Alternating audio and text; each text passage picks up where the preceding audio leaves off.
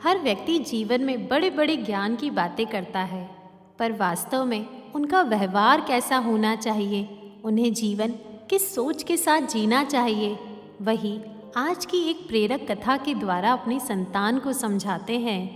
कथा प्रारंभ करने के लिए सभी माताएं एक आरामदायक स्थिति में बैठ जाएं। अपने दोनों हाथ अपने गर्भ पर रख ले, कोमलता से अपनी आंखें बंद कर ले और अपनी संतान से कहे, आओ मेरे बच्चे, मैं तुम्हें एक कथा सुनाती हूँ। एक बार एक संत अपने आश्रम में अपने शिष्यों को कुछ शिक्षा दे रहे थे। उस शिक्षा को अधिक रूप से समझाने के लिए उन्होंने अपने शिष्य से कहा कि एक राहगीर को बाहर से बुला लाओ। फिर उस राहगीर से प्रश्न किया कि यदि तुम्हें सोने के सिक्कों से भरी थैली रास्ते में पड़ी मिल जाए तो तुम क्या करोगे? वह आदमी बोला, उसी क्षण उसके मालिक का पता लगाकर उसको वापस दे दूंगा या फिर राजकोष में उसे जमा कर दूंगा। संत हंसे और राहगीर को विदा कर शिष्यों से बोले, यह आदमी मूर्ख है। शिष्य बड़े हैरान थे कि गुरुजी क्या कह रहे हैं, इस आदमी ने ठीक ही तो कहा है। हम सभी को यही सिखाया गया है कि अगर कोई पराई वस्तु मिले तो उसे ग्रहण नहीं करना चाहिए, बल्कि उसको उसके मालिक के पास लौटा देना चाहिए।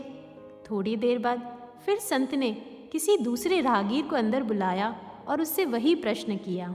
उस राहगीर ने तुरंत उत्तर दिया, क्या मुझे मूर्ख समझ रखा है जो स्वर्ण मुद्राओं से भरी थैली मिले और मैं लौटाने के लिए मालिक को खोजूं? मैं तो उसे अपने पास ही रखूंगा। वह राहगीर अब चला गया और संत ने कहा, यह व्यक्ति बहुत शैतान है। शिष्य फिर से हैरान हो गए कि पहला मूर्ख और दूसरा शैतान, आखिर गुरुजी चाहते क्या हैं?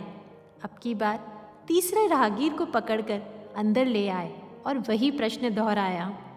राहगीर ने बड़ी सज्जनता से उत्तर दिया, महाराज, अभी तो कहना बड़ा मुश्किल है। इस मन का क्या भरोसा, कब धोखा दे जाए, एक क्षण की खबर नहीं। यदि परमात्मा की कृपा रही और सद्बुद्धि बनी रही तो लौटा दूंगा। संत बोले, यह आदमी सच्चा है, इसने अपनी डोर परमात्मा को सौंप रखी है। ऐसे व्यक्तियों द्वारा कभी भी गलत निर्णय नहीं होता। ज्येष्ठ पांडव सूर्यपुत्र कर्ण कर्म धर्म के ज्ञाता थे, फिर क्या कारण था कि वे अपने छोटे भाई अर्जुन से हार गए, जबकि कर्म और धर्म दोनों में ही वे अर्जुन से श्रेष्ठ थे? कारण यह था कि अर्जुन ने अपनी डोर घर से निकलने से पहले ही भगवान के हाथ में सौंप रखी थी।